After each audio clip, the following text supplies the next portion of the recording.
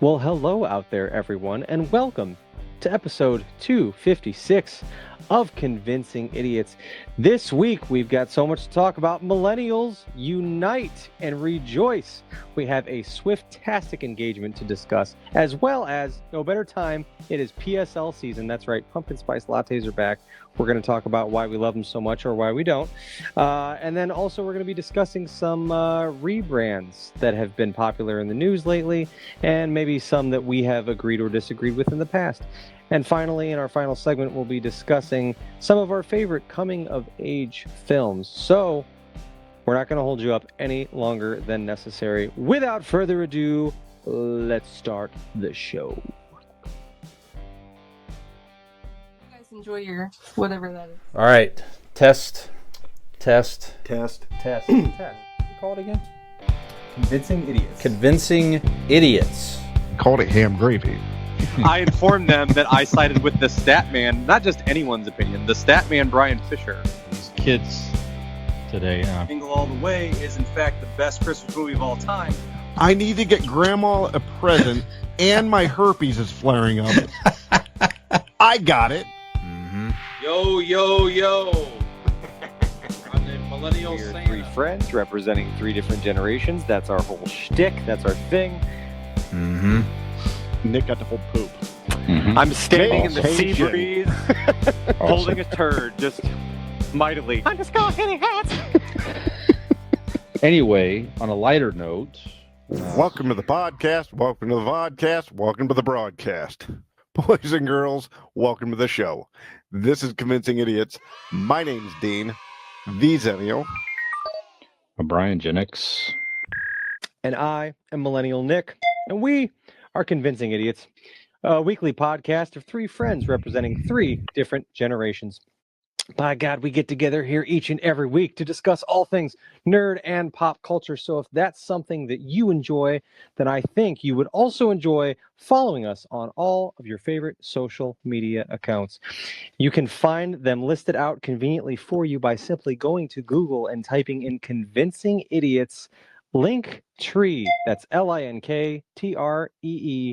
And there, like I said, you can follow those links. Be sure to engage with us on social media. Maybe drop us an email. Check out our merch store and oh, so much more. And if you can believe it, there's even more than that on our website, which is convincingidiots.wordpress.com.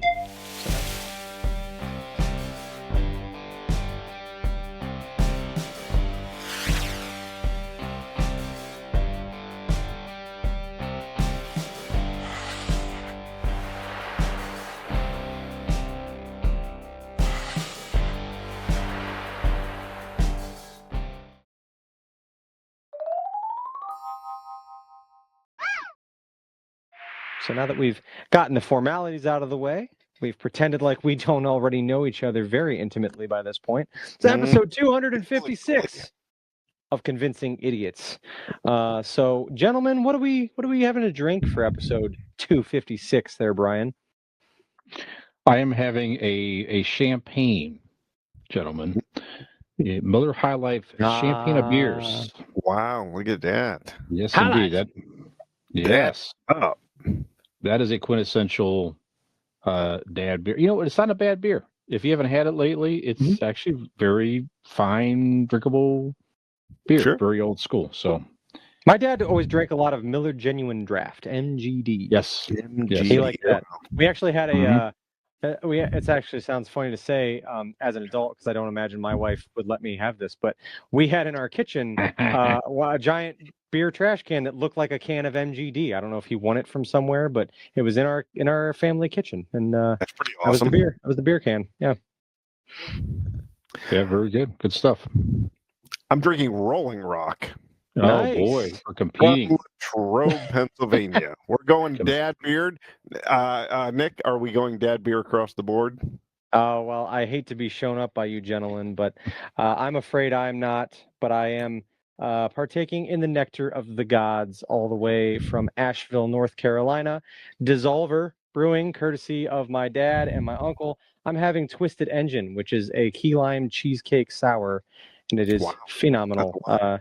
Dissolver is one of my very, very favorite breweries, and I wouldn't even know that they existed if my dad didn't live in North Carolina. Then they offer that in his neck of the woods. So I've never had a bad beer from them. It's fucking phenomenal. I'm not going to divulge anything else, but I am just calling my shot now. We just finished the beer tasting party at Dean's. I'm winning next year. It's done. Okay. I can't tell you which one it is, but I had the best beer I may have ever had in my entire life last night. And I will be bringing it to the beer tasting party next year, and it will win. Well, good. So Yeah, all I'm going to say, laying it down. We just got a new prize for next year. Is it a blow jammy from last year's winner? It's not. It's not. Okay. Well, I don't know if I want to win next year. Then maybe I'll wait until the prizes are better.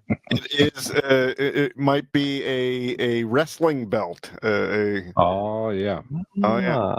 Nice. Put the strap on you. I'd be happy to hold the title. Yeah. Absolutely. So, yes. Nice. Yes, sirs. So, Brian, what's going on in pop culture, man? Yeah, you know what? Before we get into headlines here, just one question here. We're gonna do a very fast idiot recommendation. Give me one thing, if you have anything, one thing, gentlemen, you recommend lately. Movie, show, book, music. Dean, what do you recommend out there? One thing. I have started season 2 of Peacemaker, and it is fantastic. Yeah. Yes, agree. Great great first episode. This being Thursday, I haven't got to watch this new episode yet. But the first episode of season 2, Peacemaker, loving it. Why so long between seasons? Probably schedules and writing. Yeah. Probably James Gunn was busy developing Superman and probably all kinds of different things. Both at the same time. Yeah. Okay. I'll say that first season ended like 3 years ago. Yeah. Well, that's why this Superman went to digital so fast out of the theater. Is he wanted people to be able to see it as much as they could before season 2 of Peacemaker. So it's the continuity is clear and. Okay. So yeah, there was a blending there of that. I mean, he redid some of the season 1 even to tie more effectively into his universe now. Yeah. Yeah. Good stuff. I'm looking forward to it. I like the first season a lot. So yeah, it's good. You won't be disappointed. Yeah. Don't watch it with your kids. I learned that the hard way. Yeah. Oh shit. Yeah. I didn't realize that scene was coming up. Well, that's awkward. Yeah. Hey, Carter, you ever see a grown man naked? You're about to on this show. Yeah. A few of them. A whole slew of them. It's just a TV full of dongs, isn't it? Yeah, pretty good. That's funny. Shit. All right. Nick, how about you? Mine's easy because it's fresh on the brain and I just plowed through it as fast as humanly possible. America's Team on Netflix. The Gambler and His Cowboys, the story of Jerry Jones. It's a documentary primarily on the 1990s dynasty Dallas Cowboys, and it begins where Jerry Jones first buys. It kind of gives a little background of the kind of sets the tone of how he came to accrue the wealth to buy the Dallas Cowboys, how it was always a goal for him, and the version of them that he walked into. He immediately comes in and fires legendary coach Tom Landry, and controversial decision to bring in Jimmy Johnson and build that team, and obviously Troy Aikman, Emmitt Smith, Michael Irvin, and all that stuff, the Super Bowls, and then everything and how it all fell apart. I am a Cowboys fan, so it was fun from that side of it. But I can also say the wife, who is not a Cowboys fan, very much enjoyed it too and was very enthralled and interested in it. It's just very, I don't know, I'm a sucker for documentaries and sports ones at that. So if you like sports documentaries, absolutely. It's like 8 episodes. Each episode's 45, 50 minutes long, and it was phenomenal. And actually, like, as someone who has mixed feelings on Jerry Jones as an owner of the Dallas Cowboys, I don't think it changes your opinion of him at all. At least it didn't mine, but it does humanize him a little more, and it it makes you. I feel like it lets you see a different side of him that you probably haven't seen before and understand him a little bit more, which I really enjoyed. But most of the things that happen, and I mean, there's definitely some stuff, and it sheds some light on different characters from that time that maybe you didn't get, in the moment. But a lot of the stories and stuff, those main storylines are all throughout of it that you did know at the time if you followed those teams. So, but yeah, couldn't recommend it enough, man. I absolutely loved it. I ate it up. Yeah, I'm going through it now too, Nick. I'm with you. Yeah, I'm enjoying it as well. Of course, I'm a fan as well, as you know, but yeah, I agree with you on the humanizing of and even Jimmy Johnson too. I like to see the more of For the sure. what they were feeling at the time, and two very, very driven men just clashed. It's just you could see how all that can happen. So yeah, good stuff. And guys, I'll recommend if you haven't watched it yet, season 14 on Hulu of The King of the Hill.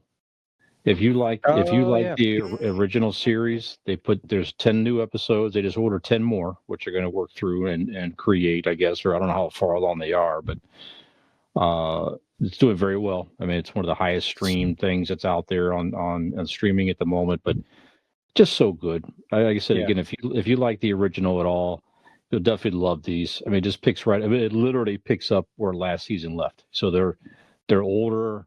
Bobby's more grown up now, as is the kids, and everything. So, King of the Hill, the Hank Hill, he becomes more and more relatable as an older father. You know what I'm saying? Just doesn't quite know. You know the character. He doesn't quite know what he's doing. He has a hard time expressing himself in love. He finds a way to do it, but just very. It's just so good. Anyways, I won't like go that time has further. moved on because often in cartoons they may go away and come back, but Right. they haven't aged. They haven't progressed as people in time. It's just kind of like, hey, this is Mike Judge's big comeback tour. Not only with King of the Hill, but Beavis and Butthead have new episodes coming on now too. But Beavis and Butthead are they're timeless. They're these dumbass teenage kids forever in this time, so they don't move and change with time. Right. So I like that King of the Hill is actually like they've been aging, they've been living their lives. It picks up where it left off, but at the same time they are older. Time has passed. That's kind of cool. Yep, and they look a little older purposely, that type of thing. So I like that a lot. He's taller, right? Like he's a grown adult. Yeah. Bobby's like a 18, 19-year-old kid, something like that. Whatever. Just out of college, and that's the age all the kids are and everything. Bobby's roommate, his roommate is the Red Corn's kid. Dale's kid. Anyway, very good stuff. Very enjoyable. Allie and I is working through these, and just every episode's just fantastic. Nice. All right, so let's get into some pop culture headlines. Nick, there's two stories here that I know are extremely exciting for you in different respects here. So can't ignore this. The engagement that the entire pop culture world and somewhat sports world as well talking about here. Taylor Swift and Travis Kelce got engaged recently. Clearly, if you're even a fringe football fan, I mean, if you watch any Chiefs game over the last couple of years, you certainly have seen Taylor Swift there at many games, and dating Travis Kelce and this and that and the other. So. And some people are like, I'm so over it. I don't care. She's, I don't care. Good for them. Wonderful. And extra kudos to Travis Kelce. I mean, we're from Northeast Ohio here, and a kid from Cleveland, grows up, makes the pros, probably will make the Hall of Fame, almost certainly, and marries one of the most popular and richest pop singer stars of all time, right? So good for them. Why not? So Nick, you're clearly a Taylor Swift fan, probably more so than the rest of us here, which is fine. But what do you think? Head of the Swifties, I would just like to say I'm so happy for Taylor.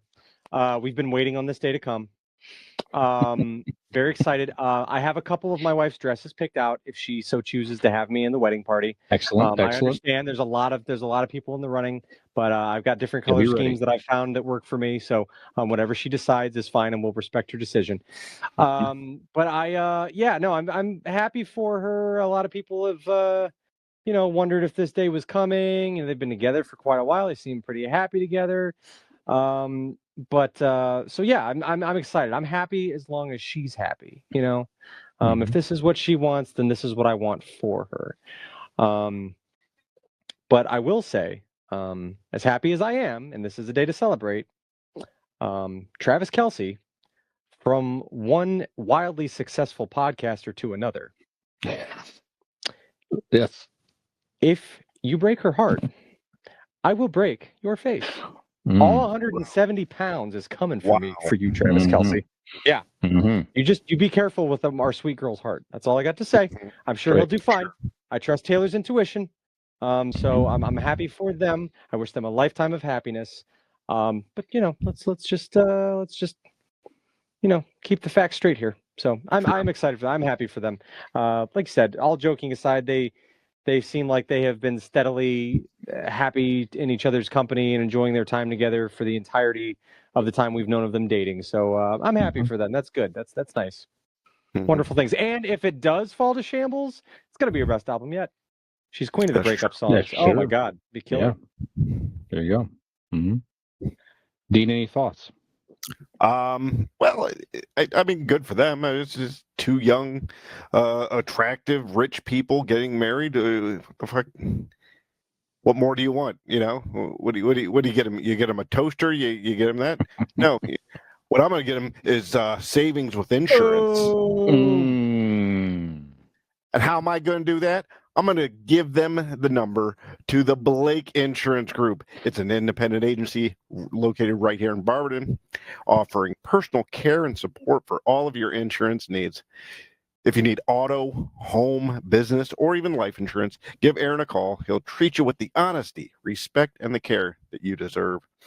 Call the Blake Insurance Group, 234-571-5359. Or visit them online, theblakeinsurancellc.com, for your free 5-minute quote today. And when you do, tell them that you might be hearing from the Kelces soon. Given that that's my present to them. Who better to call if you're Taylor Swift and Travis Kelce for insurance than Mailer Swift, right? That's right. That's Mailer Swift. Absolutely. That's good. It took half of the ad read to try to reach into the depths of my memory to just remember what it was. There was a funny name, and I couldn't remember what it was. Mailer Swift. Yes. Mailer Swift. Very good. Well, they did buy a place, or they are buying a place in Cleveland, so they will be in the area. Yep. Gonna need insurance. Could take advantage. That's right. Absolutely. All right. I mean, they'll probably call, given that I guarantee you they both listen. So sure. Yeah. Well, Nick used to do the Swifty, almost true Swifty update reports. I'm sure she's been a loyal fan ever since. One of our tens of listeners, I'm sure, is Taylor. Someone we're in the ether there. She's aware of us, I think. Yeah. That's right. Just one reshare. We're in the Swifterverse. That's all we need. It's all it takes. One reshare. One reshare, Miss Swift. Thank you very much. And I know that makes Nick happy, and this I know makes Nick also extremely happy. And another season. The seasons are changing. Are we talking about football season? No, we're talking about Starbucks pumpkin spice season. Nick and all the other millennials out there are extremely happy for the pumpkin spice season. It's already, so it starts actually this Tuesday. So this past Tuesday. Yeah, I had one Tuesday morning. Yep, Tuesday morning. We ordered it. So opening day, huh? A few of us at work ordered some PSLs to kick off Tuesday morning to celebrate the occasion. So yes, I had one before noon on Tuesday. Yes, I did. PSLs. Is that, I assume it's pumpkin spice latte? Pumpkin spice latte. That's PSL season. Yep. Very Very good. And you have several other things that look good. Pumpkin cream, cold brew. Actually, that sounds It's pretty fun good. that you drank the PSO with your DSLs. That's fun. Mhm. I had them all over that damn lid. So, Nick, what is it about the pumpkin spice? Do you like the? Is it just the idea of fall? Is it the flavor? Is it the what is so appealing about the Uh, pumpkin spice season at Starbucks to you, sir? so now it is a whole vibe, right? Like I like pumpkin spice lattes because they do taste good. I like them. Some people don't like pumpkin spice flavored things. They're like, it's not, Those it's people not. are called wrong. It's not, what is it, like nutmeg and cinnamon? It's not really, Yeah. pumpkin is relative. They're throwing out a vibe, right? So pumpkin spice lattes have been around for, I don't know, as long as I think I've been going to Starbucks or, fall time rolls around. So they're not new by any stretch of the imagination. 1936. Is that when they originated? Don't quote me, but Yeah. But no, they're good, right? They taste good. But now it's almost it's bigger than itself. Like it's a thing to get pumpkin spice lattes as soon as they're out, not because they're that delicious and I've been actually craving them since they went away last year. It's more of, yeah, you're ushering it. It's what it brings, right? The fall season, the beautiful scenery, all the basic white bitch things I enjoy, like going to pumpkin patches and apple orchards, and on you know, Suggs. we got football back, we got hockey season around the corner. It's exciting times, and I do enjoy the fall time. So it is more about what the pumpkin spice latte represents at this point. That being said, it's not like you're necessarily having to choke these fuckers down. They're pretty good. So pumpkin spice lattes are delicious, um, and because of just the whole, the hype around it, um, I think it's just kind of become a bigger thing. At the end of the day, it is just a delicious drink. It is a nice ushering in of the fall season, in So my humble millennial opinion. are you a pumpkin spice like everything that you can have? Pumpkin spice, fucking frosted flakes, and all these other things that are out there. Do you No, get totally into it or what? we take Good. the snark off of the good goddamn flavor of Frosted Flakes pumpkin spice. They are delicious. I don't know if I've had those, and I'm not They are that wild terrific. about because pumpkin spice flavored things can get weird. Like it's not all Mhm. good. It's sometimes it's you're forcing a square peg into a round hole. It's like, okay, we get that the flavor is popular, but it doesn't need to be on everything. I've had pumpkin spice Oreos; those are good. Just the other day, I was at my local Aldi store, and I got some of those pumpkin spice, like those little wafer rolls. They're like sticks. They're like wafer sticks with like Mhm. cream in them or whatever. Pumpkin Mm. spice those. Oh, Love yeah, okay. those. Mhm. Trying to think if anything comes to mind that I've had that I'm like, Old Spice doesn't now miss has the a mark. pumpkin spice deodorant and body Okay. wash. Don't know that I love all that. I don't know that I need to smell like it. Right? I like to enjoy it. I like it on my palate, but I don't need my pits to smell like it or my balls necessarily. You just want Um, it in your mouth. yeah. If if I could get my balls into my own mouth, then we might be having a different conversation. I've tried. I can't get there, so I'm not going to bother with the pumpkin You spice keep rolling flavoring. off the couch.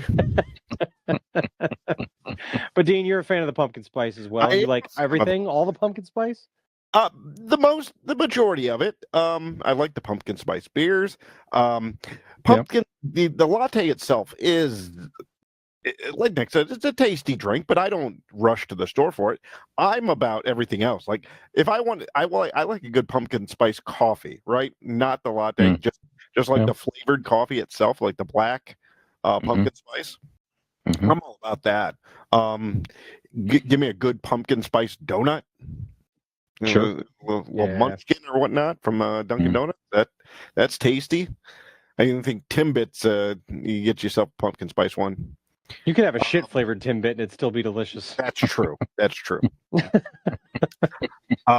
Yeah. So yeah, I'm all about the pumpkin spice. And I don't care how when people make fun of it with the basic bitch. If I'm a basic bitch for it, for sure, why not? But you know what? I'm a basic bitch that something or another. So suck my dick. There you go. Yeah, I'm I a don't go out basic on my, butch, goddammit, not a Yeah. and pumpkin spice That's latte. right. That's right. That's right. Suck my Yeah, I pumpkin don't go out of my way to. Yeah, I don't seek it out. So I don't go out of my way to seek it out. But I'm fine with it. I'm Yeah. I like I hear what you're saying, Nick. It does represent the very beginnings of the new season, and that's fine. I always get a little depressed when summer winds down, but fall is typically pretty nice. I mean, in Northeast Ohio here, we typically, as we know, get decent weather through October. Can be fairly decent these days, So, like you Yeah. say, football and all that other stuff that ushers in all that's it's fine. But I do like the fall beers. I'm with you guys. I Oh, definitely yeah. like the fall beers, the Oktoberfest beers, the all that type of stuff that kind of ushers it in, like you said, the pumpkin beers and everything like that. So, Pumpkin is one of the best fall beers out there with that pumpkin-y, spice and everything. But Sure. yeah, yeah. But talking about it now, I kind of want one of those. Is the pumpkin? What is it here? The cold brew. Pumpkin cream cold brew. That does sound very good here. So I'll be Yes. inclined to grab one of those sooner than What's Those later. are good. what's the brewery from Ellicottville? It has the pumpkin latte beer. Okay. Oh, yeah, yeah, yeah. Yeah, that's fucking Somebody brought it delicious. to the beer tasting party a I couple did. years ago. Did you? Yeah. Yeah. Yep. Delicious. Yeah, very good.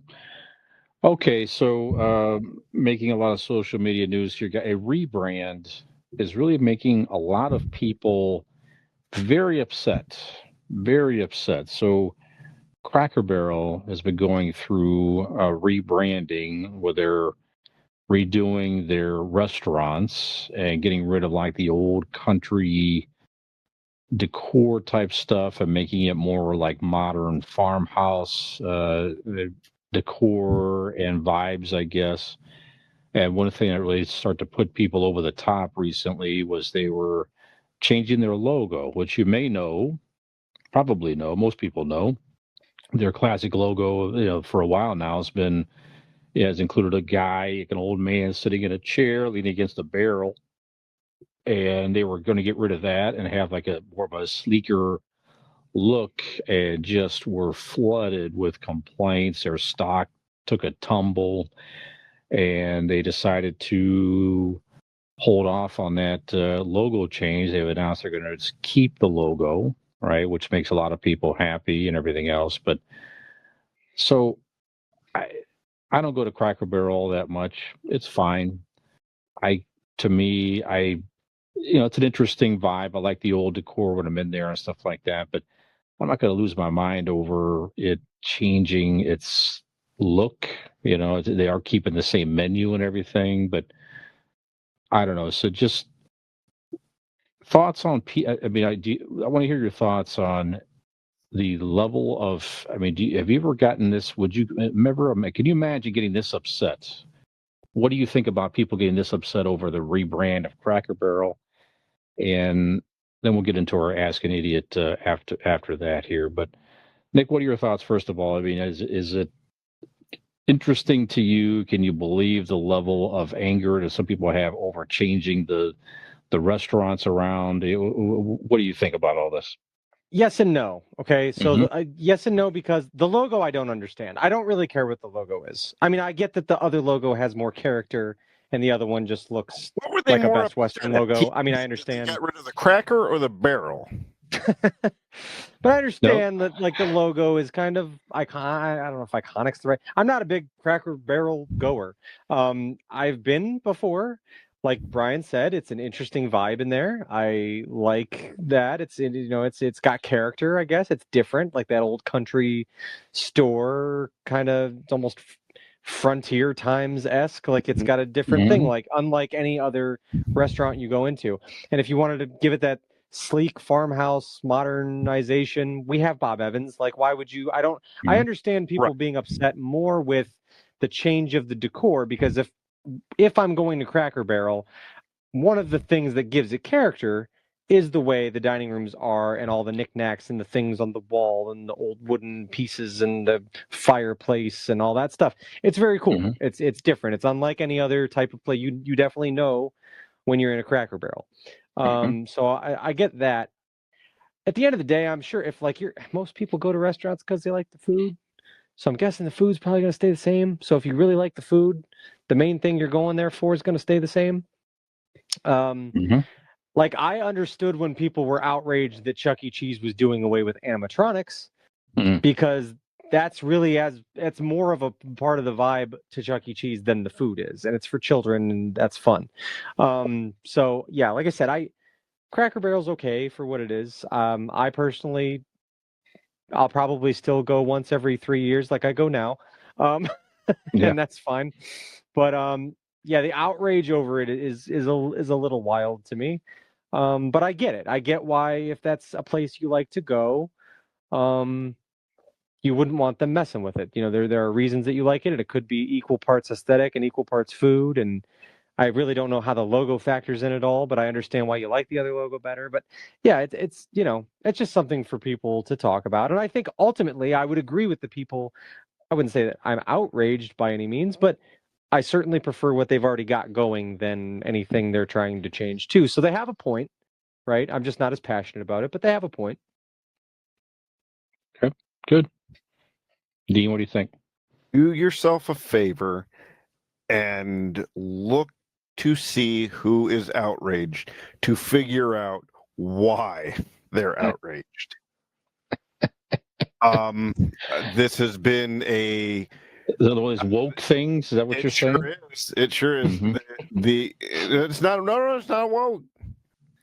This has been the thorn in Fox News's ass for the past 2 weeks or whatever, how long it's been. Fox News has been all over the anger of Cracker Barrel. Well, Dean, you have to remember, in all the things going on in this country, this one is by far the most offensive. Right? The Cracker Barrel issue is certainly the problem at hand. Mhm. Yeah. We're all about to die from fucking diseases because they're gutting the CDC, and Cracker Barrel is number one on our anger list. You fucks. Listen, I don't get anger for different companies doing what companies do. That's what companies do. McDonald's did. They went from this joyous, colorful romper room to the outside of a mortuary. But the fucking shitty food's still the same. You still get it for more money. It's not even have value menus anymore, you dolts. It's all Easy on the language, sir. I'm going to need you to calm down. Apologize. No, it's all corporate. They're doing it for. They're not doing it because that guy probably looks like he. I don't know. Fucks his cousin. I don't know why they would change it, and who cares? A corporation decided to rechange a logo. Why in the fuck would anybody care? Like, what does this affect your life enough to? Literally, we're only talking about it because it's part of the news, the outrage and shit. Other than that, like, why would anybody care if 7-Eleven changes the shape of or the font of the 7? Or why would they do that? I know that's a touchy subject. It's iconic. I know. And if you fuck with the colors, so help me God. Sure. See, these are the kind of people with mustaches like that will get angry. I can feel my mustache blowing in the wind as I breathe heavily out of my nostrils. Breathing, just fluttering. Yeah. So what the fuck ever? Just live your own life. Jesus Christ. Whatever. Well, me and my mustache are trying to live our own life in the Cracker Barrel in which we have been accustomed to love, and the people are trying to fucking change it. I'm trying to strain my grits through my fucking mustache. Yep. Nick's mustache may or may not have captured a few biscuits and gravy crumbs in its time. You know, you have not lived until you have soaked up the leftover sausage gravy from your mustache. I've soaked it up with your mustache. It's delicious. Yeah. And let's be honest, the main event, the attraction that we go for with the Cracker Barrel is that stupid triangle game where you gotta jump the pegs. That's why we all go. Yeah. That's right. I'm in everything for pegging. Yeah, That's the only reason I do anything. I'm just happy that we're into pumpkin spice pegging season. There you go. Yep.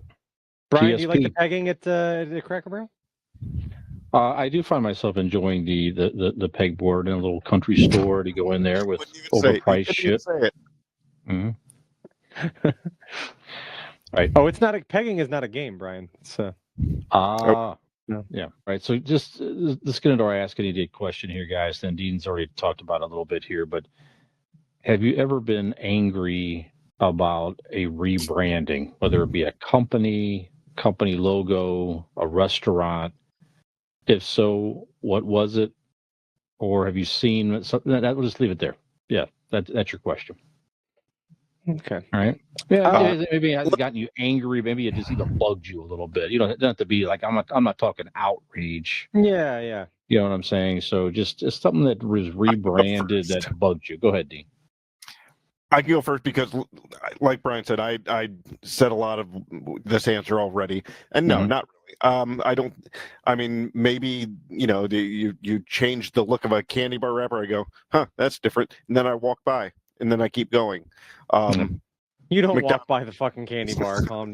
Come on. Oh yeah, you keep walking by. But I didn't stop in anger. I stopped out of hunger. Or just fat gluttony. I don't care that much about things. It's none of my business what their business does. If I want to eat the said product or whatever else I want, if I want to stick it in my ass, whatever the product is, they rebrand it. As long as it doesn't affect the actual product, I don't care. I don't care. Mm-hmm. It's wrapping paper. That's all it is. Yep. Okay. Yeah. Nick? I wouldn't say that I've been bothered particularly by any rebrands of corporations or fast food or anything like that. I would say though, I have an opinion on almost every rebrand in sports. That's different and I feel like it's different because you're wearing these color schemes, these logos, and sometimes you're like, oh, this was really cool looking, and now they're wearing this, and we can almost even do an episode on that, worst or like best, rebrands of whether it be logos or team names or whatever. That would be cool. But but I will say I'm partial to, and I think like a lot of the topics that we discuss here on the show, we tend to all sway to our respective generations. So if you grew up with a logo or something like that was from when you were a kid or younger, it takes you back to that time. You tend to prefer that. And I will say I've seen a lot of these companies kind of do that. They revert back, like Pizza Hut is a perfect example. They had the old Hut and the traditional Pizza Hut logo, and then for a while they had that weird crooked little Hut logo, and then it was like kind of like squiggle letter, like the Comic Sans Pizza Hut. And now they're back to that traditional Pizza Hut logo because it was classic and people liked it. So I think it's Kentucky Fried Chicken. Like they for a bit there, they stopped even referring to the word Kentucky. It's just KFC, and now they're kind of back to calling it. The bins say Kentucky Fried Chicken on them. Yeah, like written out. Yeah, so I think there's a lot of that, and I think even Burger King like recently went, but they use a lot of their old 70s and 80s color schemes and things like that. So I think there's just like anything, or maybe it just moves in cycles to where people get nostalgic for things.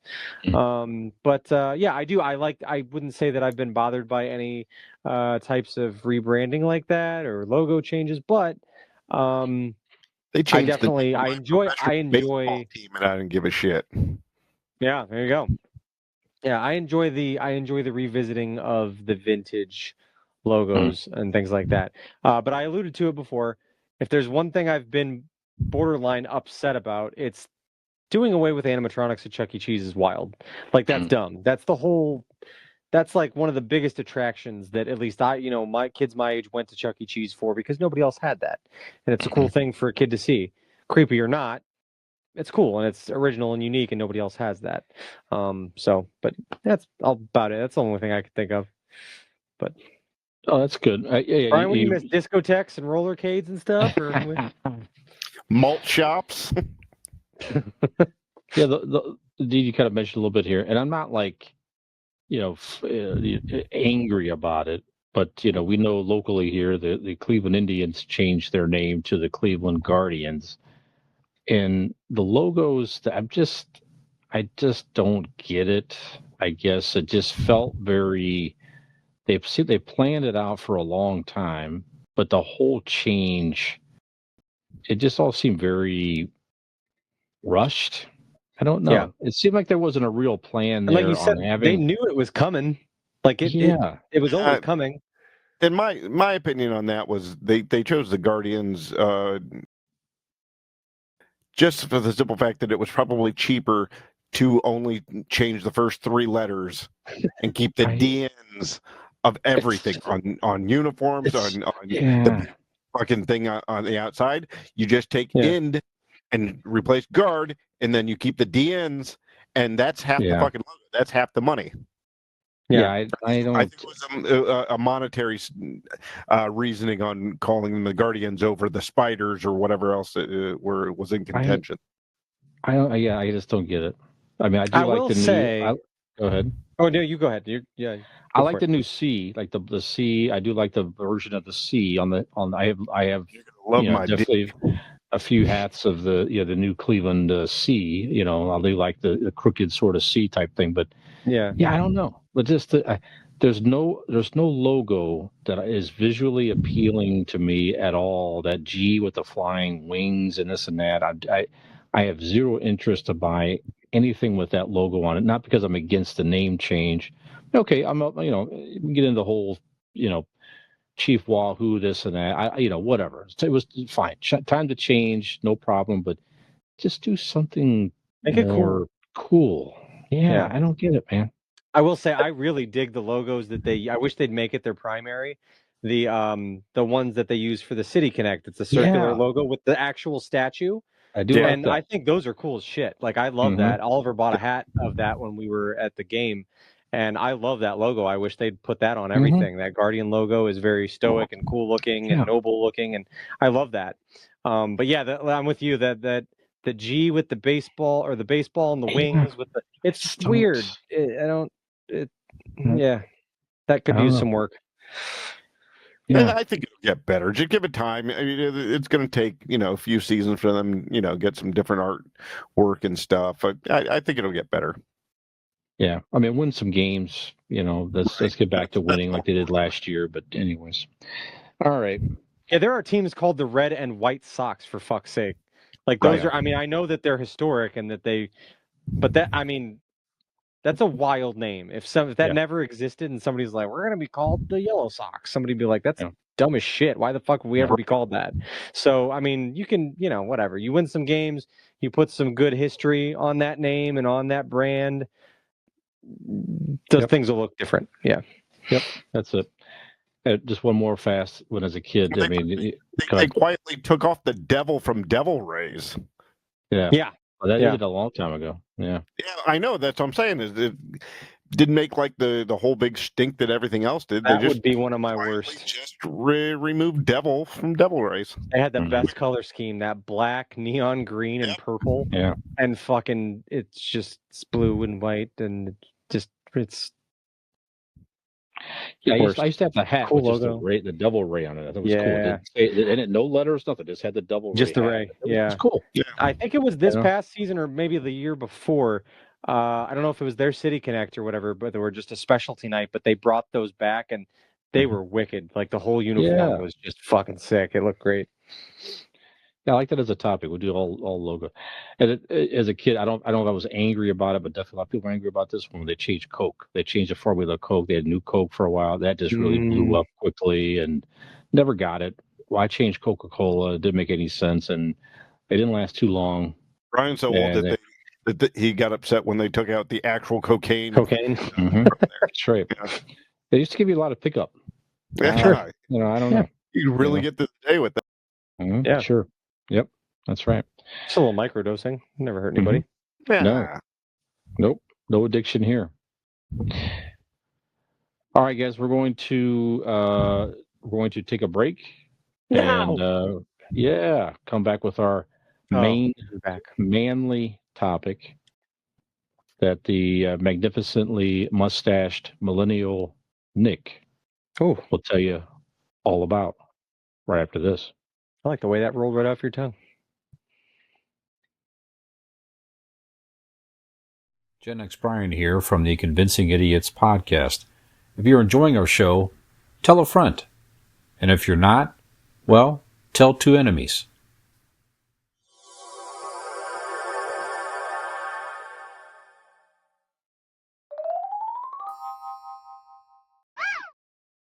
Come back in 5, 4, 3.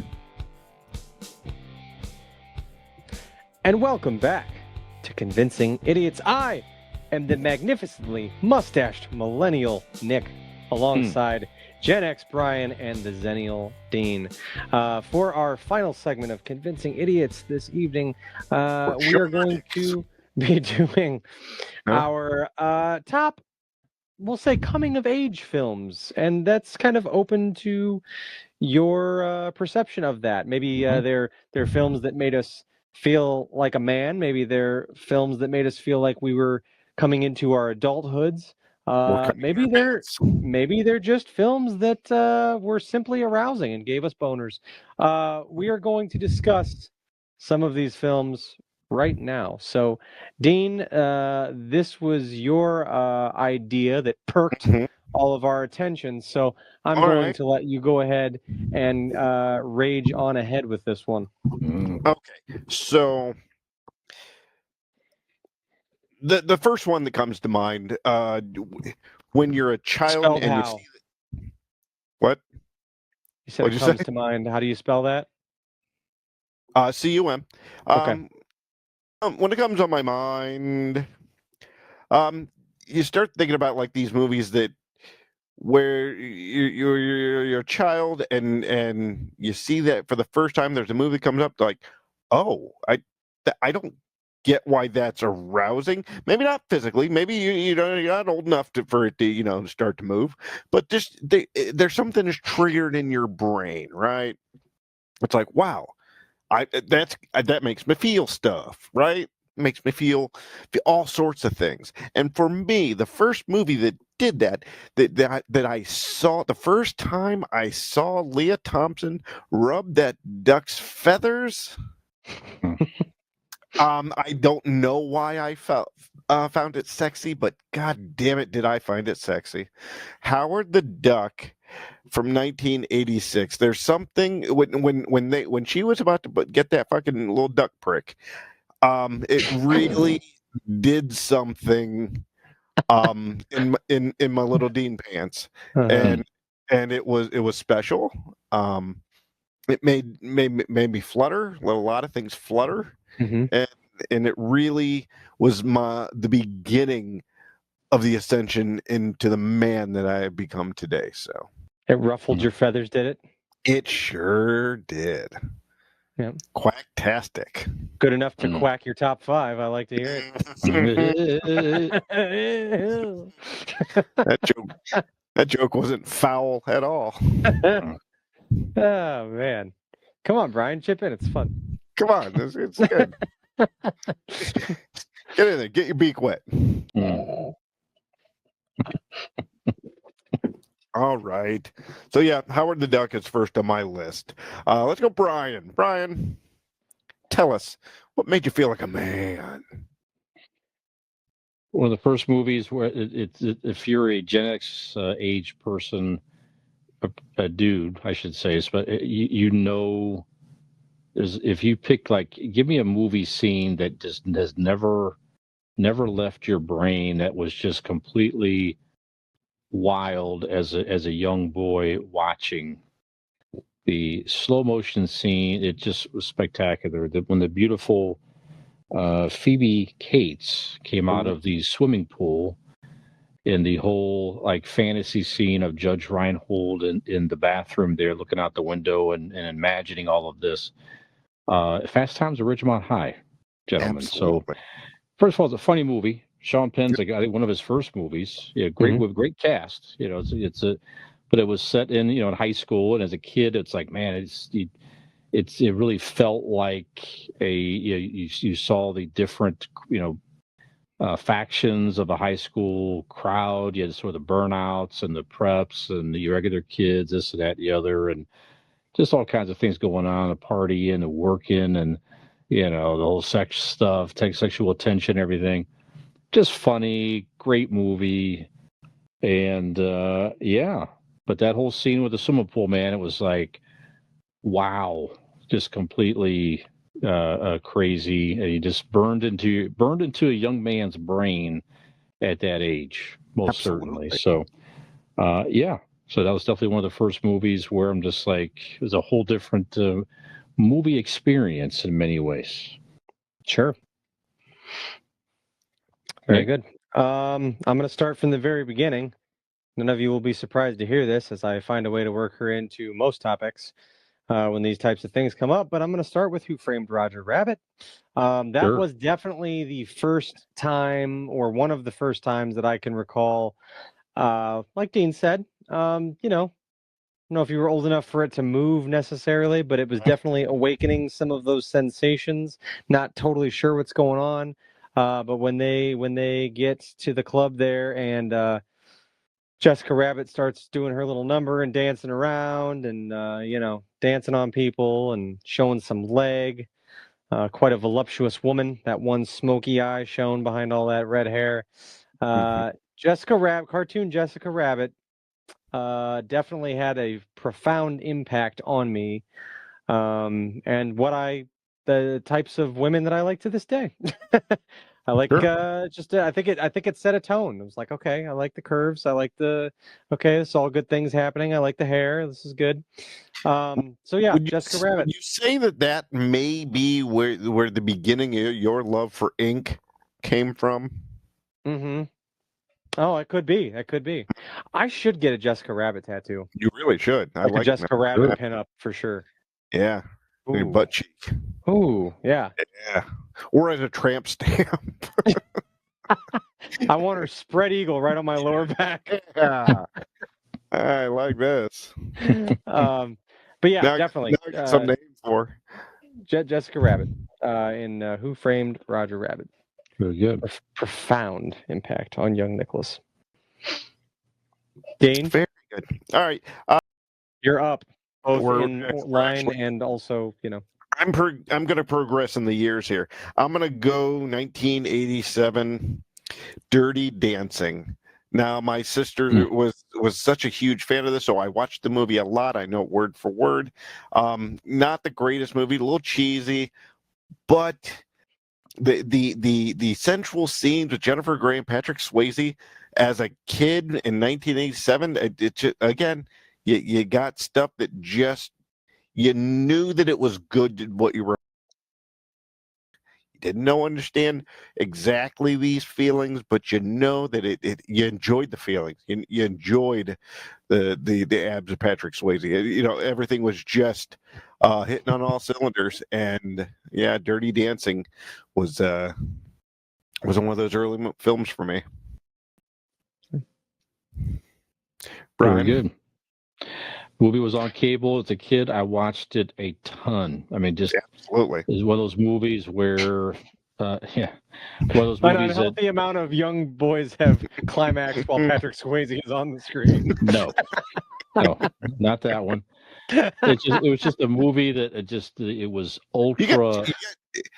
You got Jennifer Grey's side boob. I mean, come on. There you go. It's money there. You had to seek it out back then. Yeah. You had to seek it out. No, but this was different. This movie was just like one of the first like ultra violent movies that I watched, and just a powerful story. Loved the character. Had just a fantastic villain.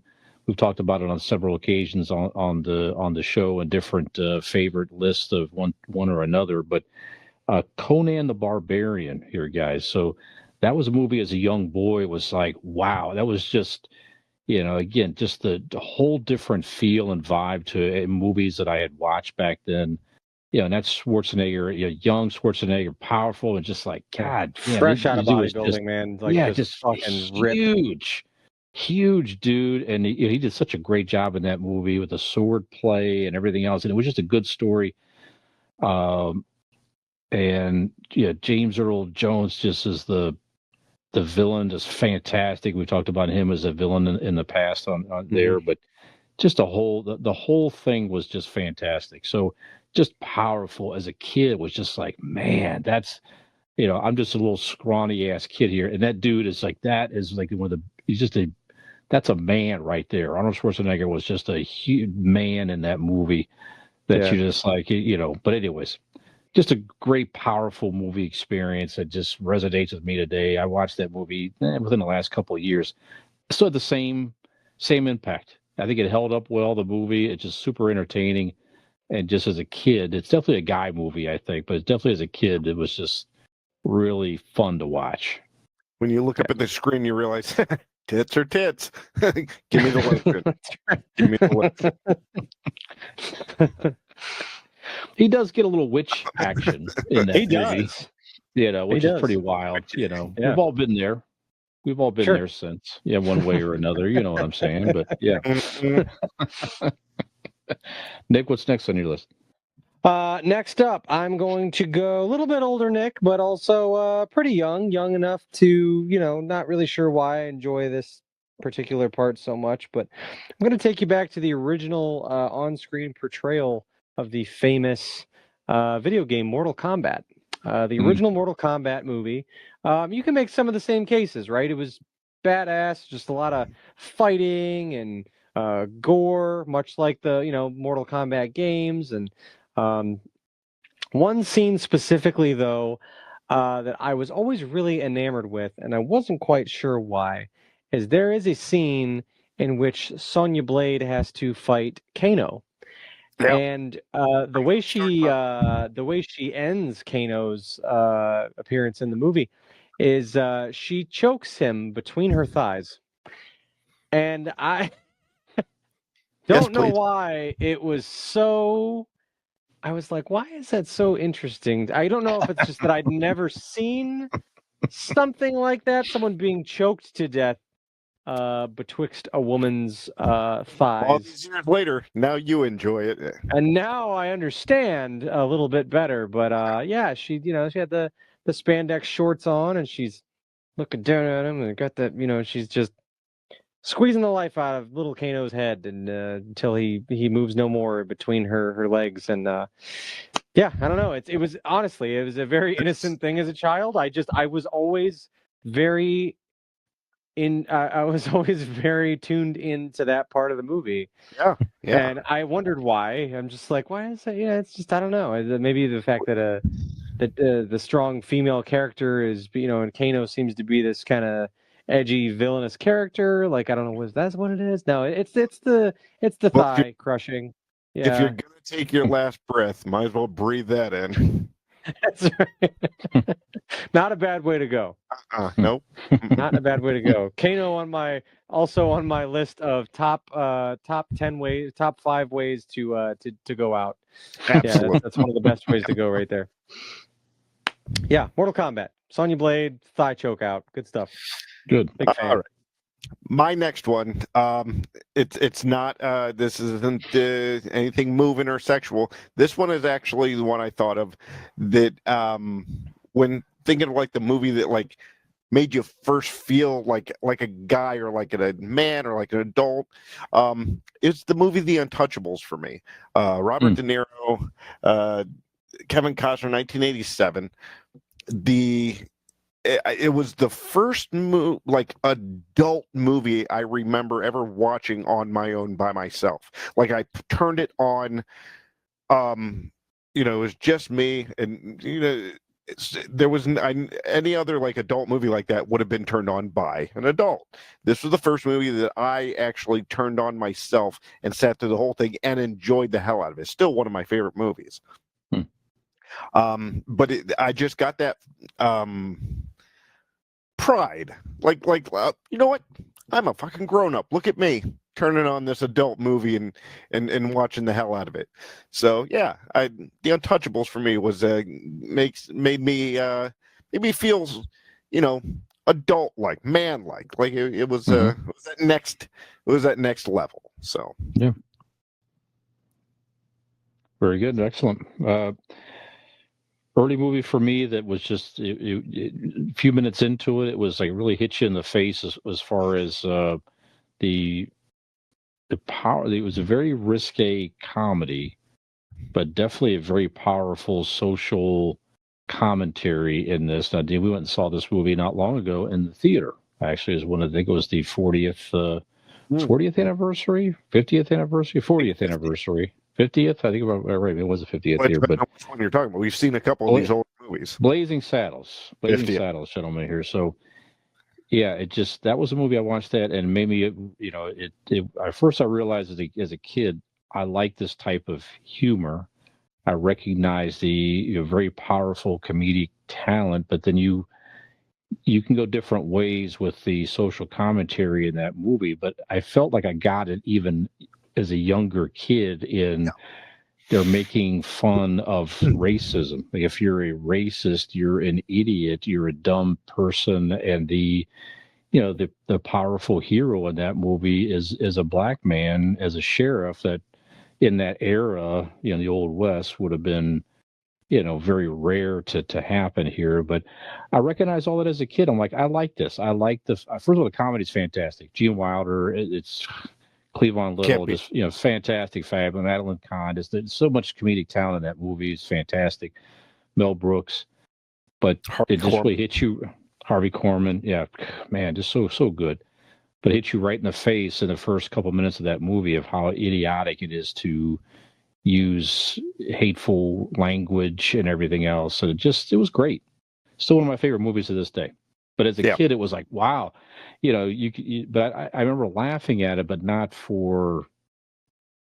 because they were using like risque words. It was just, I'm probably going to get a little older to get it more fully, but I understood it as a kid. Sure. And I thought that, this is good. I watched that movie all the time on cable. Another one of those movies that was on cable, caught it every chance I could back then. So nice. Blazing Saddles. Saddles. Next up, I'm going to go with one here. This is kind of mirroring Dean's last pick, but in a different way. This was probably the first, from what I can recall, this is probably the first movie that I saw in theaters that was not in any way, shape, or form geared towards children. That was not, wasn't a live action movie that featured dinosaurs or superheroes or whatever. That I really enjoyed for the story of what it was. And that would have been, Dean's going to love this one, 1997's Titanic. Titanic made me feel like a grown-up because I went to it not totally knowing what it was going to be, but being familiar with the story of the actual historical, Titanic. And, there's all this hype around this movie and then kind of, in 97, I would have been, depending on what month it came out, I guess I was probably 10. I would have been 9 or 10 years old. And it was the first movie that I can recall that was, like I said, with live action people and no way geared towards a child audience. And I went and saw it in the theater. And I also remember the other big thing about Titanic was how long it was. Like it was like the longest movie ever made. Like there was an intermission, and it was, the Marvel movies ended up, going far exceeding the runtime of Titanic, but back in 1997, 3 hours for a movie was, a wild amount of time. And I actually really enjoyed it. I enjoyed the storyline to it, and I enjoyed the historical parts of it and the look of it. And it was just something that at that age in my life, I hadn't seen many movies quite like that. That wasn't a comedy or, like I said, geared toward a kid in any way. So I would put Titanic. It made me feel like a grown-up to go with grown-ups to the movie theater and sit through a 3-hour movie at that age and enjoy it. I felt pretty good about myself. Well, you shouldn't.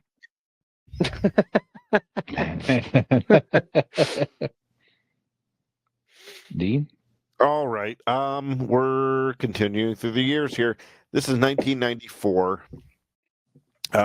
Now, this this movie here, Oh, there was It- also boobs in Titanic. I forgot that part. That was cool too.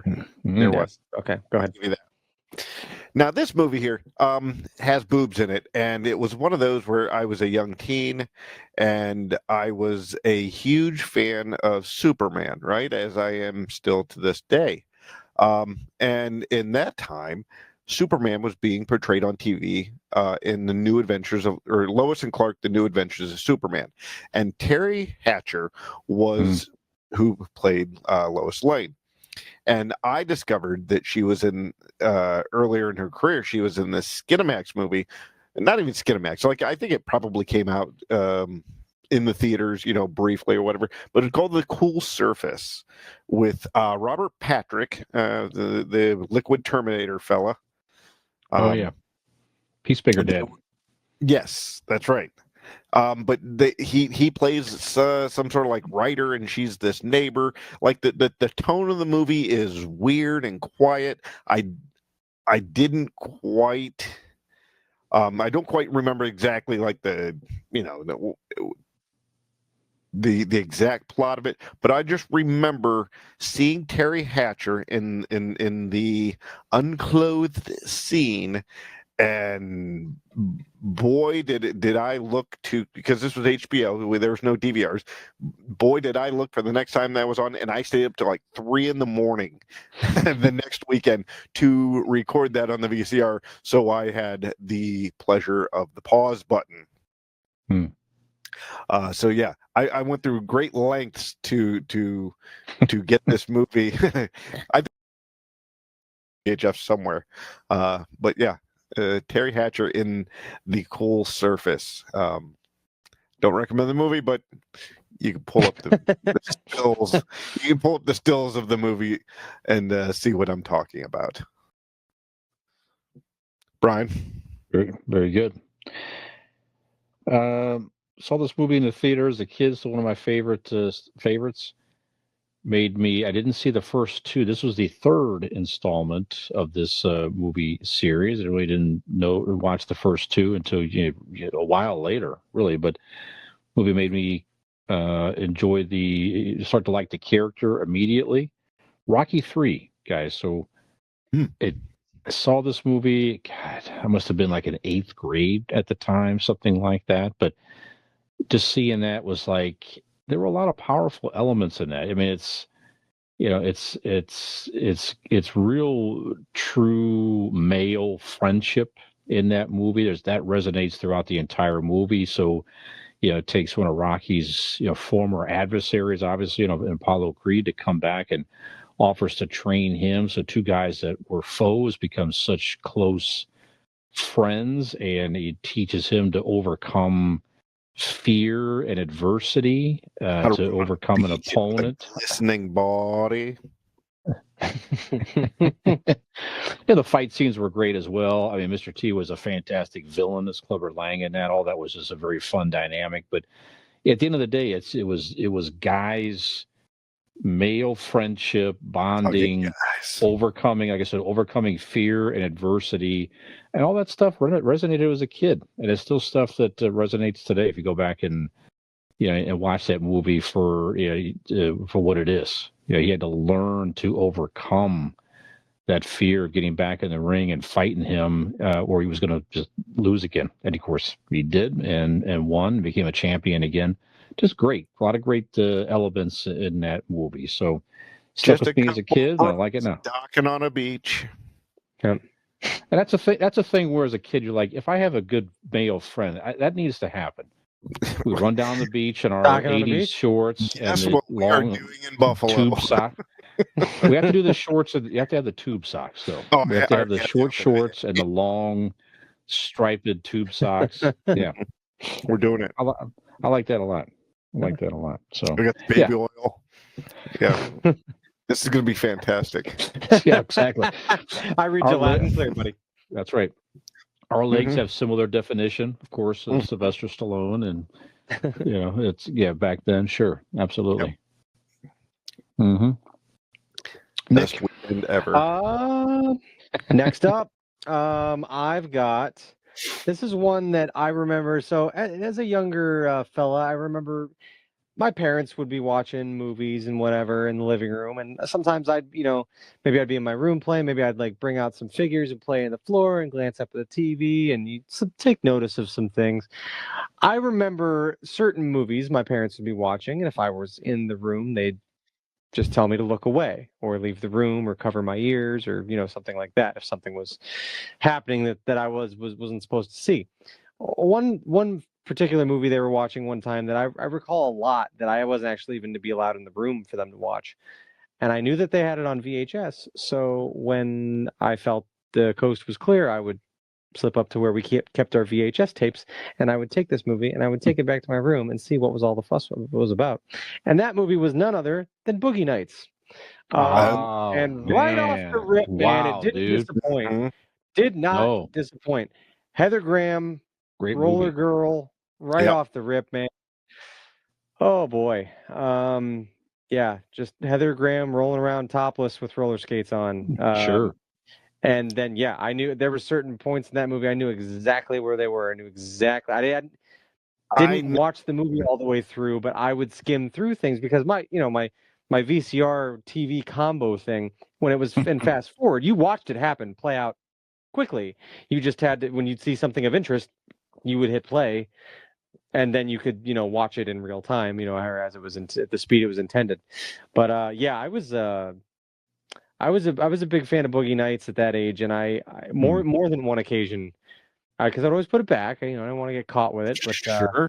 more than one occasion, I would slip up to the VHS cabinet. We had those little cabinets that the doors swung out, and they had in the sides of the doors and the back, shelf there. I would always swipe that Boogie Nights one and take it back to my room for a little bit and just check out some stuff. See now, Brian. Great movie. Mhm. Brian, now we understand and can pinpoint the moment when Nikki became Nick, Mhm. and that Yep. was right there. Mhm. The Yep. back room scene. Thanks, Mhm. Roller Girl. Yep. That's right. Mhm. All right, my last one here. Let's see. We're going 1996. The movie is Bound. If you've never heard of it, it is Jennifer Tilly and Gina Gershon. At the time, Jennifer Tilly was a known actress. She'd been in a bunch of stuff, so she's pretty well known. Very voluptuous, I would Mhm. say. And this movie was there. There's a particular scene where these two young ladies are unclothed and doing a kind of a grinding, almost a scissoring a Jace scene. Scissor-esque. Scissor-esque, very scissor-esque. And it was because you don't see, unless you're watching full hardcore things, you don't see that. So to see this in a actual just regular movie with a known actress was something special. It was a that really brought me to that to the other side there, where Howard the Duck got me started over here. Bound dropped me off on the other side as a full man. Very good. Nice. That's you realized you liked humans interacting versus a duck and human. Can it be both? No, No, no, well, not really. go with the duck. Not not a really. bestiality exclusive kind of guy. It's Yeah. it's a spectrum. Yeah, well, if there's no spectrum, I'm going the duck. Sorry. Dean has range, more range than we give him credit for sometimes. Very complex. So my next movie as a kid, I recall I went to my grandparents' house, my old house, and my parents wanted a date at the time. I was a little kid spending the time with grandma and grandpa, which was always fine with me. And they came to pick me up after a movie, and my father was just laughing hysterically and trying to describe some funny scenes in this particular movie. And I was like, well, what movie is this here? And at some point or another, it was on cable, and I'm like, oh my god, the movie that Dad loved so much. To see my father laugh at something that hard was, it didn't happen all that often. Animal House. And so I'm like, I'm going to check out Animal House. John Belushi again, another movie just full of terrific comedic actors, well written movie. And you guys ever seen Animal House? Oh, absolutely. I have not. Vicky, it might have been before your time. This is the early know '80s. of This it, came out. right? Actually, I have the 30th edition, the That's great. Secret Probation Yeah, DVD. Double Secret Probation. Yeah. So it takes place in the 1960s in a mythical college, and just kids, just antics and this and that and the other. That's what the whole movie is full of here. It's a big party movie. A little bit of sexuality, stuff like that here, but it was a hilarious movie. All these kids are doing basically is just one party to the next, and all these things happen. That's just ridiculous, over the top. But I loved that movie back then. It just, it's like you, as a young kid, it's like you couldn't wait to get to that opportunity to hang out with your friends and party and all that stuff. And that was a movie. Eventually, we'd go out to the bars, a bunch of us, and come back home and just throw something on TV to hang out till 3 or 4 in the morning, and people start to pass out. Almost every time, I'd just throw an Animal House to have something on in the background where you just pick up a couple of the scenes and just laugh about it or whatever. All the time. Love that movie to this day. I haven't seen it lately, but definitely a very enjoyable movie. That again, definitely coming of age movie for me. So that's it. I think it's a nice coming age movie for most kids, even going up to how when I was in the college time years, a lot of the kids had that John Belushi college poster. Poster. I had it. Yeah. I had it for years. And matter of fact, it inspired us to. We had a couple of toga parties back in the day at my place, influenced by the toga party in Animal House. Nice. Yep. Matter of fact, Jim came and he had the tie on like Otter. He just had the toga with like a necktie. Sure. To pay homage to that scene in that movie. So That's cool. Great stuff. Great stuff. Fun movie, Nick, just sometime if you're looking for something funny to watch. Yeah. All right. My last pick is another one that just felt like a grown-up liking it. It was an indie comic book character that I wasn't aware was a comic book character at the time, but was certainly a heartbreaking story and had a lot of drama in it and a lot of revenge, and it would be 96's The Crow. I loved The Crow, and there was a lot of action in it and a lot of violence. And, at that age, it felt like something I'm like, I don't know if I should be watching this, but it's really awesome. And you know what I mean? And it did. It made me feel like a grown up to like it. And I didn't like it because I thought it made me a grown up, but it felt like, oh, this is like a different kind of movie. This is like, it felt like that almost kind of changing of the guard of the things that I was typically watching. This was something a little more serious, a little more dramatic, and had a dark tone to it. Power Ranger. No, not usually. No. But I was just completely enthralled with it. I thought it was I still, to this day, I watched it this past Halloween, actually. It just, I think it was this past year. It was whenever they were getting ready to release the new Crow movie that they did, which I think flopped pretty badly. But I wanted to see it again because I'm like, certain movies that you have a lot of reverence for and you really hold in high regard because of when you saw them or all these years that you've loved it. But sometimes it's been years and you're like, I'm going to go back. And I'm like, man, yeah, some of the effects are not even some. There's like one or two effects in it that you're like, okay, well, that, looks where the self-healing stuff. It's not that bad really looking. But other than that, man, the acting is good. The action is still just badass. I fucking love that movie. I feel like it really stands the test of time. And to this day, here we are, 30 years later, and it is just phenomenal still. I love The Crow. I need to make more of a habit of, I used to watch it every year, around Halloween. I got to get back into the rhythm of that. But yeah, The Crow is just one of those ones that it was one of those first ones that I felt like was just an adult themed movie that I just adored. So, Sure. Yep. Very good. Yeah. No way kids should have been watching many of these movies that we talked about here. Sure. But we had access to them and watched them. And that I think that in itself is a coming of age in many respects. It's a movie you're not supposed to watch for some reason because of the rating or the content or both, whatever. Yeah. And we found them and enjoyed it. Every kid goes through that. Every kid goes through that, certainly. So good stuff. Yeah. And half of these that I say I snuck or whatever my parents probably knew. They were just probably like, all right, well, you just right. Let them check it out. It's not going to kill anybody, but just. Yep. Boogie Nights, by the way, one of my favorite movies. I love that movie. Which one? Boogie Nights. Boogie Nights. Yeah, Boogie Nights is a good saw it in movie. the theater at the time. Yeah, great stuff. Yeah, I was in it for the goods initially, but after watching it, it is a very good movie. Yeah, good movie. John C. It's just fantastic. The soundtrack is great. Nick's dad's pacing back and forth, hoping what scene he doesn't pause. He's all I'm a star. I'm a star. I'm a rock star. Any honorable mentions? Mm-hmm. Dean, go ahead. I'm going to just rattle off my list here, boys. Yep. Mm-hmm. I got Wild Things. Oh, I know that movie. Yeah, Sex, Lies, and Videotapes, New Wave Hookers, Trading Places, Muppet Christmas Carol, American Pie. There's just wait a minute. Can we Muppet Christmas Carol? Anybody else got honorable mentions?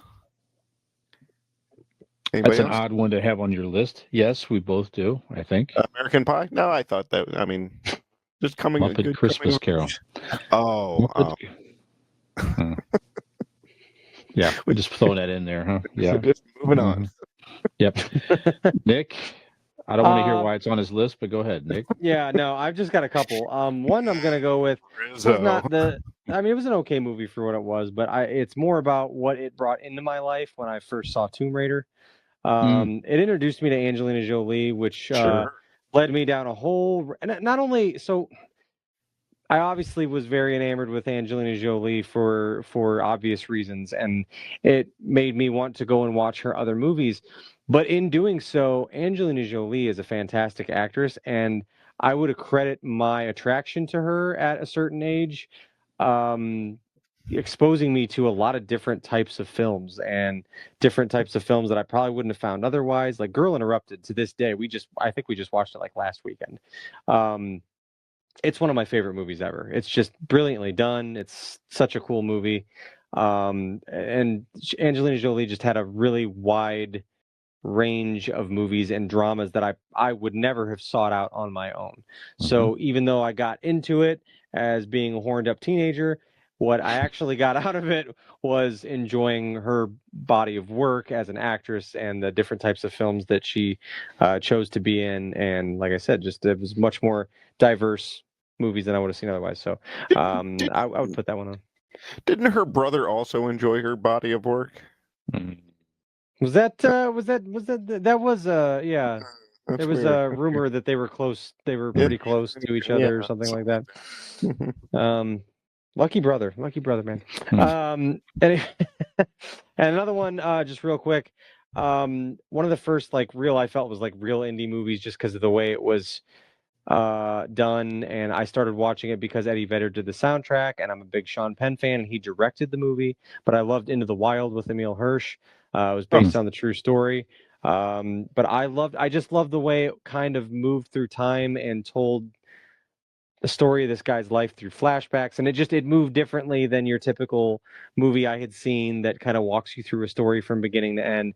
And just it kind of was one that I'm like, oh, I like movies that are kind of like this, that are just kind of like, not conventional styles of movies. So yeah, I wanted to punch that kid in the face so many times throughout that movie. But when he cuts up the fucking credit cards, like he's got it all, and it cuts up because you didn't want to live. But fuck you! You I think more and more about doing what he did every day. I actually respect him more as time goes on. Yes, but you didn't have like a rich benefactor, your Yeah. dad behind you. You deserved a But that was shit. it, man. He wasn't about that for him. He didn't Yeah, need well, he that. got what he deserved, didn't he? Sorry. Anyways, Brian. Yeah. Was that it, Nick? Yes, yeah, that's all I got. Okay. I got a few here, but I think it was my first rated R violent movie in the theater that I saw. Fantastic experience. Friday the 13th 3D. First of all, it was in 3D in the theater. It's fantastic, awesome, and just seeing a rated R movie with adults was just a great fun experience. And just a packed house. It was a Rolling Acres Cinema, Nick. Oh, nice. Oh yeah, just a lot of fun here. But that made you feel like I was like in 8th grade going with grown-ups to see a 3D movie with Jason killing people and the eyeball popping out of its guy's head and just flying at you. It was just a lot of fun. Airplane made me realize that this is a whole different level of a whole new type of humor that was like, wow, this is just fantastic. Not the type of humor for everybody, certainly, but watching that movie for the first time as a kid was just like, yeah. But I'm like, I just loved that type of humor, the visuals and just all that stuff nonstop. Still love those type of movies to this day. Another movie on cable when I was a kid, The Shining. Watched that all the time. Made me realize how much I enjoy horror movies. That was a whole different level of horror. Seclusion. Jack Nicholson was fantastic in that, of course. But just a very, very creepy movie that I enjoyed. So, yeah. So definitely helped fuel the fire of horror movies for me. And just one more here. Again, another movie. So many of these movies were on cable when I was a kid. Because again, you had access to them, no VCRs and things yet in my time, right? So, James Bond, one of the For Your Eyes Only. This was the early '80s movie. Made me first of all realize that I love the character of James Bond. Roger Moore was my first real exposure to the character. Loved his portrayal of James, but still my favorite James Bond to this day. And that movie just had everything in it for me. I had James Bond, certainly a very cool character. He could fight. He could hit all the women and all these action and things like that. So that movie really got my interest in James Bond, and then made me interested to seek out the other ones with Sean Connery, the older ones, and just continue to watch those movies to this day, and even now host evenings with friends to enjoy the movies now, sipping a nice whiskey or something like that. So great stuff. Great stuff. So that's it. There's many more we could go through here, but I'm sure that's plenty. So, well, speaking of coming of age, the episode number 256, gentlemen, has also come of age. There it is. Officially made it. Yes. So if you've not already done so, be sure to go find us once again on all of the social media platforms. Go to Google and type in Convincing Idiots Linktree, LANKTREE, and follow those links to your social medias. Like us, follow us, subscribe to us, rate, review, drop us an email, check out our merch, go to our website, convincingidiots.wordpress.com. So for episode 256 of Convincing Idiots, I am the magnificent mustached millennial Nick. I'm the Zennial Dean. Is that Gen it? X Brian. Have we convinced you that perhaps you will feel more like a man after listening to this episode? Well, if not, there's still hope for you and Dean, so we'll see. None. We'll get there. Hi, this is Millennial Nick, along with Gen X Brian and Zennial Dean. Hey, if you liked that video, which we really hope you did, you should like and subscribe. That would be great.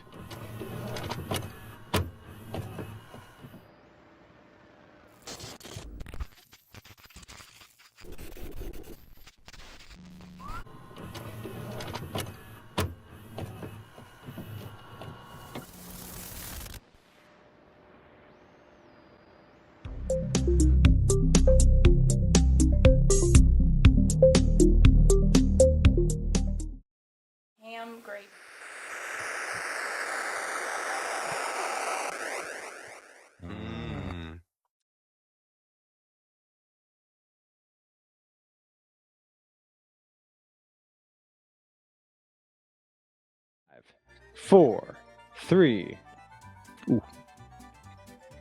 Welcome to the podcast. Welcome to the broadcast. Welcome to the Fuck. How the fuck did I fuck that up? Jesus I don't Christ. know. It's almost not like you've done it 255 other times. Goddamn. Come Right. on. 2 weeks in a row. No, I didn't fuck up the last one. Nick fucked up the one last time. That's what I'm saying. Way to start We're the show. actually 2 weeks in a regressing. row. In case you thought it wasn't possible, it turns out it is. We peaked at All right. 254. That's Right. okay. The That's best all right. we can do. All right, one more time. Come on. All right. Here Oh, wait.